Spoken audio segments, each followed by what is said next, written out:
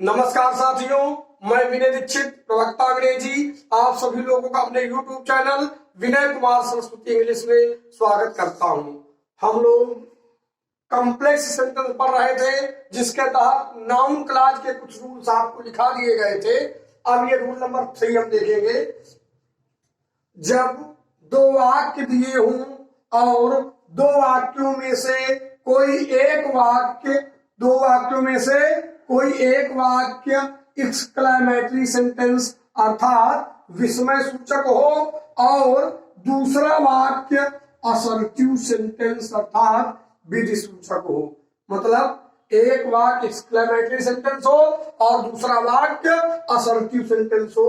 तो complex sentence बनाने में असर्टिव सेंटेंस को लिखकर क्या करेंगे? कॉम्प्लेक्स सेंटेंस बनाने में हम सबसे पहले असर्टिव सेंटेंस को लिख देंगे, लिखकर विस्मय सूचक वाक्य को लिखकर फुल स्टॉप लगा देते हैं।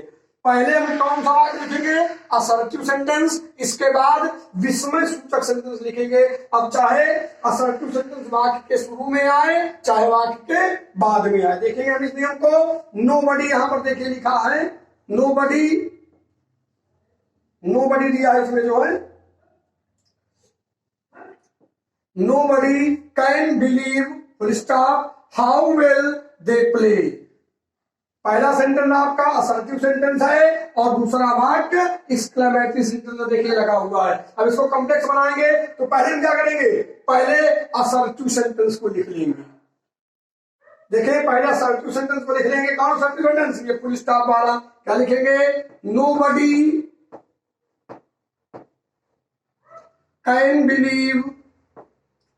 इसके बाद जो दूसरा वाक्य है, दूसरा वाक्य उसको लिख देंगे how will they play. Will they play बन गया वाक्य आपका। अब अगले वाक्य को देखेंगे। What great men they are. अब ये एक्सक्लेमेटरी सेंटेंस हो गया। दूसरा वाक्य है नो वन कैन थिंक। अब इसके बाद देखें, अब ये एक्सक्लेमेटरी सेंटेंस है तो हम इसको नहीं लिखेंगे, पहले हम इस वाक्य को लिखेंगे जो असर्टिव सेंटेंस है जिसमें फुल स्टॉप लगा हुआ है। तो क्या लिखेंगे? नो वन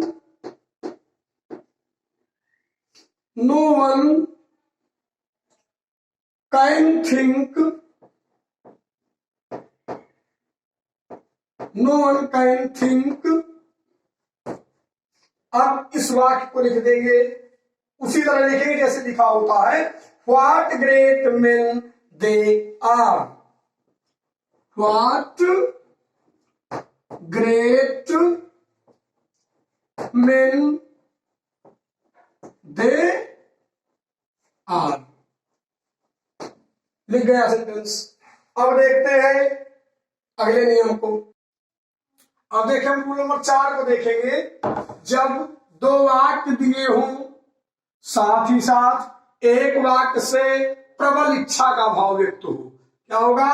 एक वाक्य से प्रबल इच्छा का भाव व्यक्त हो किंतु दूसरे वाक्य से इच्छा का पूरा होना ना पाया जाए। एक वाक्य से प्रबल इच्छा का भाव व्यक्त हो और दूसरे वाक्य से प्रबल इच्छा का पूरा होना ना पाया जाए तो कॉम्प्लेक्स सेंटेंस बनाने में क्या करेंगे? कॉम्प्लेक्स सेंटेंस बनाने में सिंपल सेंटेंस में वाक्य होने पर कर्ता प्लस वेयर प्लस अन्य शब्द एवं यहां पर सिंपल ना लिखे, आप यहां पर प्रेजेंट लिखे, प्रेजेंट टेंस लिखे।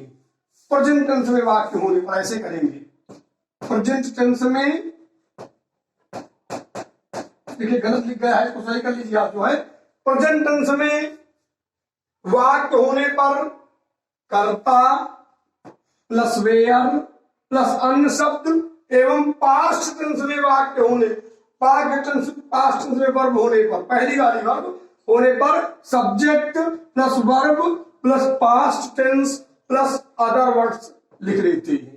देखेंगे थोड़ा इस तरह के परीक्षा में कम ही आते हैं लेकिन जानकारी रखना जरूरी है। देखिए वाक्य को। I wish to be a prime minister. मेरी इच्छा है कि मैं इच्छा करता हूं मैं प्रधानमंत्री होता। I am not a prime minister, मैं प्रधानमंत्री नहीं हूं। पहले वाक्य से देखिए इच्छा का बोध होता है जो प्रेजेंट इंडेफिनिट टेंस में है, और दूसरे वाक्य से उस इच्छा की आपूर्ति दिखाई जाती है, अर्थात वह इच्छा पूरी होती हुई प्रतीत नहीं होती है। तो हम क्या करेंगे, हम लिखेंगे आई विश, ऐसे कर दीजिए, इस पे लिखे देते हैं। देखिए I wish I were a prime minister, ऐसे बना दीजिए इसको, I were a prime minister, ऐसे कर देंगे। I wish I were a prime minister, ये हो गया। दूसरे वाक्य को देखिए, I wish to find a golden bowl, मैंने इच्छा की कि मैं सोने का कटोरा पा जाऊं। I did not find it, लेकिन मुझे सोने का कटोरा नहीं मिला। अब कैसे इसको बनाएंगे वाक्य को, दिमाग लगाएं आप लोग, बनाएं इसको, ना बना पाएंगे ना, कैसे बनाएंगे। आई विश्ड दैट को हाइड कर दिया जाता है। आई विश्ड आई हैड फाउंड, देखिए फाउंड इसलिए लगाएंगे क्योंकि हेड आ गए ना, पास्ट टेंस में ये वर्ब है। देखिए I had found a golden bowl, ऐसे करेंगे, ए गोल्डन बाउल। देखिए और इसको समझें, कोई दिक्कत है तो बताएं। अब हम देखेंगे रूल नंबर 5 को, और कुछ चीजें कॉम्प्लेक्स सेंटेंस के नाउन क्लॉज को बनाने के दौरान हम ध्यान देंगे। देखिए कॉम्प्लेक्स सेंटेंस बनाने में नरेशन के रूल्स, मतलब डायरेक्ट और इनडायरेक्ट के रूल्स, एवं सीक्वेंस ऑफ टेंसेज, जो सीक्वेंस ऑफ टेंसेज के जो नियम है उनका पालन भी हम करेंगे, ध्यान दीजिए। साथ ही साथ पर्सन संबंधी जो परिवर्तन आएंगे उनको भी हम ध्यान देंगे। ये वाक्य हमारा गलत हो जाएगा, इस चीज को विशेष ध्यान देने लायक है, बहुत कम पुस्तकों में टाइप मिलता है। I shall give you a book stop she said this to me. अब ये दो वाक्य दिए, इनका क्या बनाना है हमें, कॉम्प्लेक्स सेंटेंस। तो नरेशन के नियमों का पालन करेंगे, पहले क्या लेकर आएंगे, सी लगा देंगे, और ये जानकारी आपको होनी चाहिए, नहीं गलत हो जाएगा सेंटेंस आपका। सी हो गया, ठीक है ना। सेट टू का क्या हो जाएगा, दिस को हटा देंगे, सेट टू का टोल्ड कर देंगे, सी टोल्ड। इसके बाद क्या लगाएंगे, मी लगा दीजिए। अब मान लीजिए कामा इन्होंने कामा ही था लेकिन स्पष्ट तौर पर नहीं दिया, अब हम क्या लगाएंगे, दैट लगा देंगे।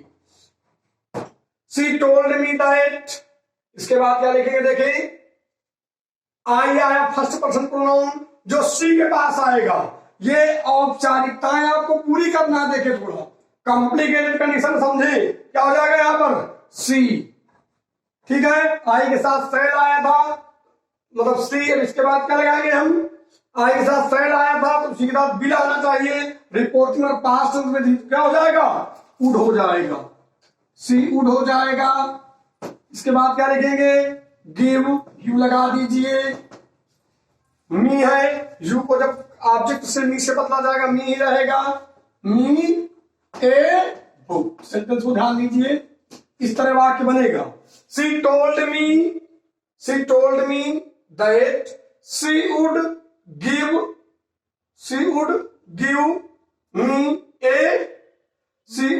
मी ए बुक। अब अगले वाक्य को देखिए, I do not hate you, he said to me this.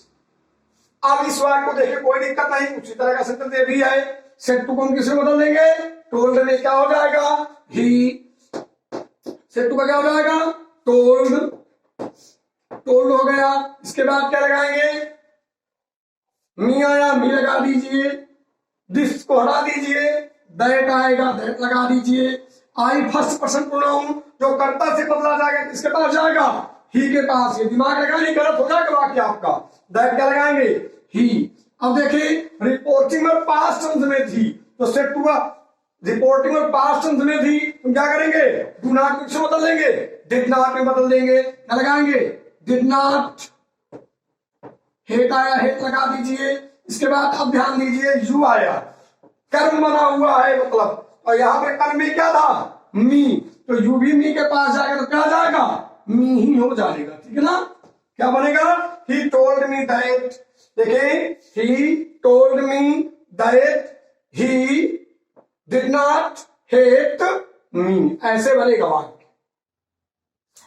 अब हम देखेंगे नाउन क्लॉज 5 प्रकार से वाक्यों में कार्य करती है।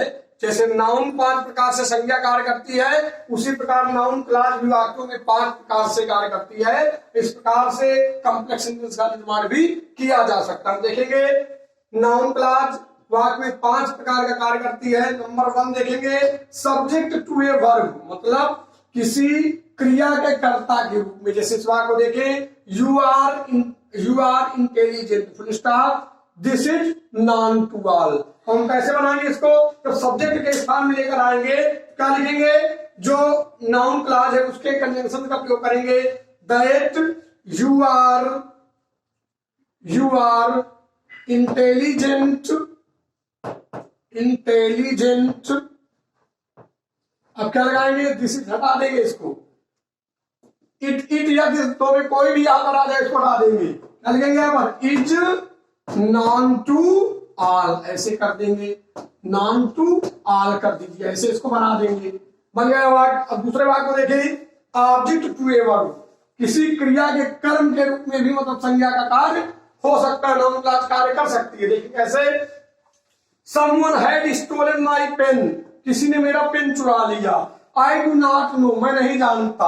अब यहाँ पर कहने का मतलब ये कि मैं नहीं जानता किसने मेरा पेन चुरा लिया, ये दिमाग लगाएंगे तो आप कैसे बनाएंगे वाक्य, पहले मैं नहीं जानता इस सेंटेंस को लिखेंगे, क्या लगाएंगे, आई डू नॉट नो, इसके बाद क्या लिखेंगे, समवन भी हटा देंगे, यहां पर क्या लिखेंगे, who had stolen my pen, ऐसे बनाएंगे, who had stolen my pen. ऐसे इस वाक्य का निर्माण करेंगे, कॉम्प्लेक्स सेंटेंस बन गया। आप देखें, had he return from America, I do not know, क्या वह अमेरिका से आ गया है, लौट आया, मैं नहीं जानता। तो ऐसे कैसे बनाएंगे, आई डू नॉट नो, हमने बताया था आपको नरेशन के नियम का भी प्रयोग करेंगे, या ऑब्जेक्ट टू ए वर्ब का प्रयोग किया जा रहा है, ठीक है ना। आई do not know,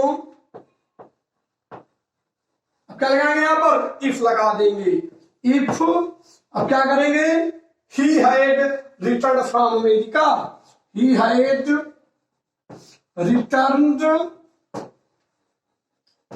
from America, लिख लीजिए, इसमें देखो ना दिखाई दे शायद, अमेरिका लिखा हुआ है, फ्रॉम अमेरिका। अब देखें इस वाक्य को देखेंगे, तीसरा हम देखेंगे संज्ञा का तीसरा कार्य नाउन क्लॉज का क्या है कि कंप्लीमेंट ऑफ द वर्ब, मतलब किसी क्रिया के पूरक के रूप में यह कार्य करता है। जैसे वाक्य को देखें, इट रेन्ड हेवीली, बहुत तेज बारिश हुई, it rained heavily last night, पिछली रात को बहुत तेज बारिश हुई। स्वाभाविक, इट इज फैक्ट, यह सही है। तो क्या कैसे करेंगे, इट सो, इस तरह के शब्दों को हटा देते हैं, कैसे करेंगे, द फैक्ट इज दैट, देखें ये दैट जो है इस क्रिया के कंप्लीमेंट के बाद प्रयोग किया गया वर्ब के बाद, तो ये कंप्लीमेंट टू दी वर्ब हो गया। क्या लगाएंगे, the fact is that it, क्या लगाएंगे, रेन्ड हीवली, क्या लगाएंगे, last night, it rained heavily last night. ऐसे इन वाक्यों का निर्माण हम करते हैं। और देखें तो संज्ञा के कार्यों को देखेंगे, बस करो। अब देखेंगे चौथा जो वो है कार्य govern by A preposition, preposition के प्रयोग द्वारा जो गवर्न किया जाता है प्रीपोजिशन के द्वारा, उससे कैसे कॉम्प्लेक्स सेंटेंस बनाएं। देखें ये भी कार्य है मतलब नाउन क्लॉज का, योर टीचर से समथिंग, तुम्हारे अध्यापक कुछ कह रहे हैं, स्टॉप, पे अटेंशन टू देम, उनकी तरफ ध्यान दीजिए। तो कैसे बनाएंगे इसको, थोड़ा देखें, pay attention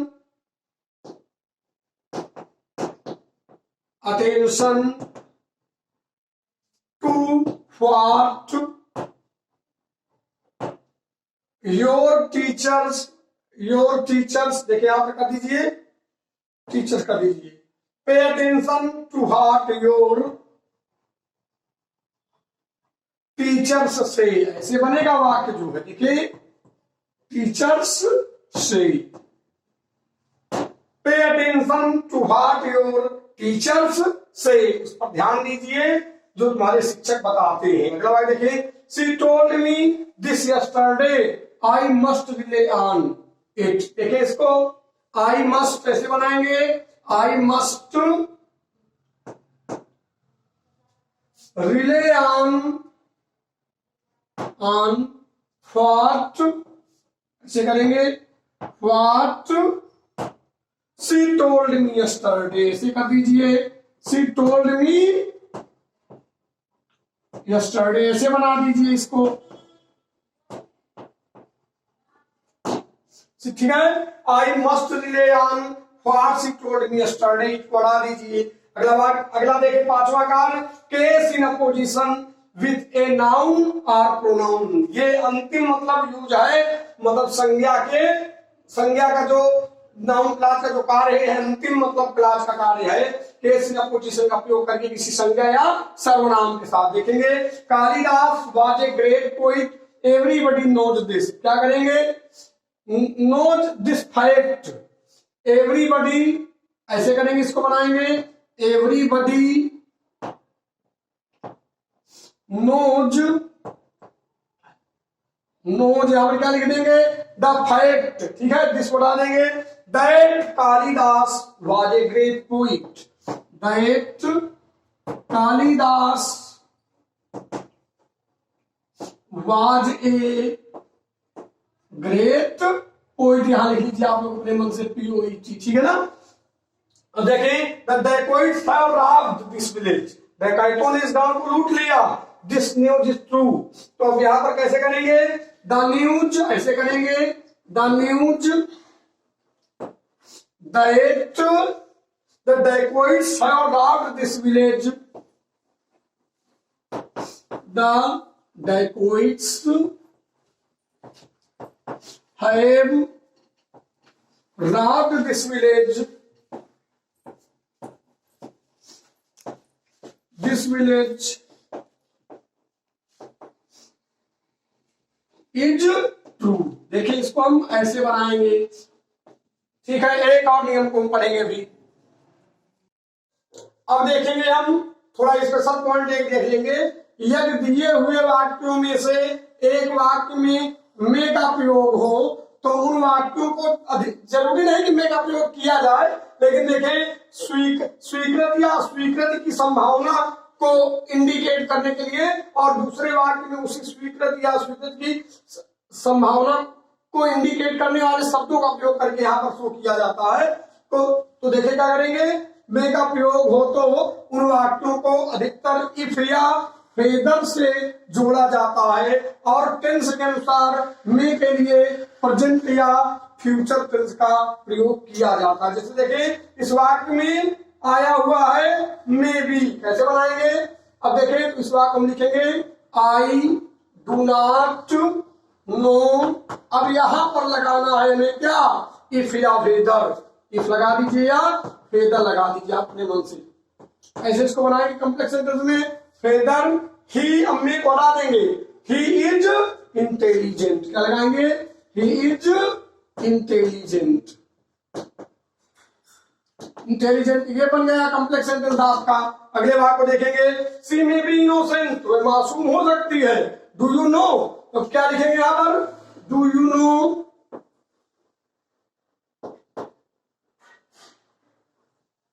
do you know whether, या इफ लगा दीजिए यहां पर, सी मे बी वेदर, कैसे बनाएंगे, डू यू नो वेदर, क्या लगाएंगे, यहां में को हटा देंगे, she is innocent, she is innocent.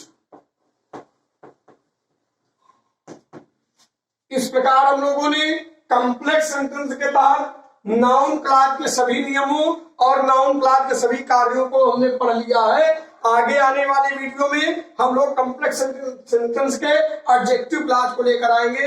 हमारा विश्वास है कि हमारा पढ़ाया गया हुआ टॉपिक आप लोगों के समझ में आया होगा, इसलिए कृपया चैनल को सब्सक्राइब करें, शेयर करें, कमेंट करें, लाइक करें। इसी के साथ मैं भी दीक्षित प्रवक्ता अंग्रेजी आप सभी लोगों से अगले वीडियो तक विदा लेता हूं। तब तक के लिए नमस्कार।